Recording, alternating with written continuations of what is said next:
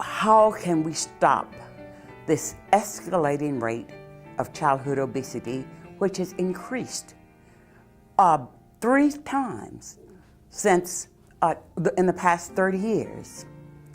And because of that, our children are very much at risk of all the complications related to childhood obesity and early death. To make sure that all our children are insured and that we provide a medical home for each of them.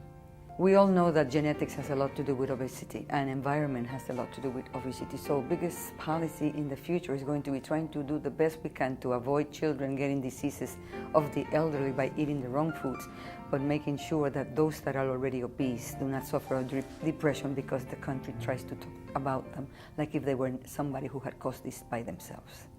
These rates have doubled and tripled. These consequences have profound effects for children as children, particularly, for example, diabetes, but they also have profound effects for the future, cardiovascular disease and other untoward health consequences. So we really have to focus on prevention now and helping our children not become obese, and if they are obese, return to normal weight. I think that that diabetes is continuing to increase in our country and throughout the world. It's a major problem. Engaging all segments of society, from government through education, through parents and church groups, to focus together on this challenge facing the country. If we don't work together, we won't achieve progress in childhood obesity. I think the biggest challenges are just making us as a society take this on as an issue and changing the way we think about health. And we do it in a preventive way, in a community approach. A lot of the federal programs that are funded through the states, whether it's the school breakfast and lunch program, whether it's the Medicaid program, whether it's the transportation programs that dictate what the environment that our kids live every day in, those programs don't consider health, and we've got to make sure that health is in every policy decision.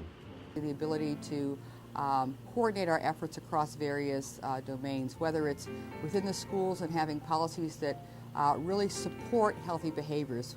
It's very clear that without, you can provide behavioral interventions and education, but without sound policies to support those efforts in a very concerted effort in schools, in our communities, we're not going to realize a significant reduction in childhood obesity.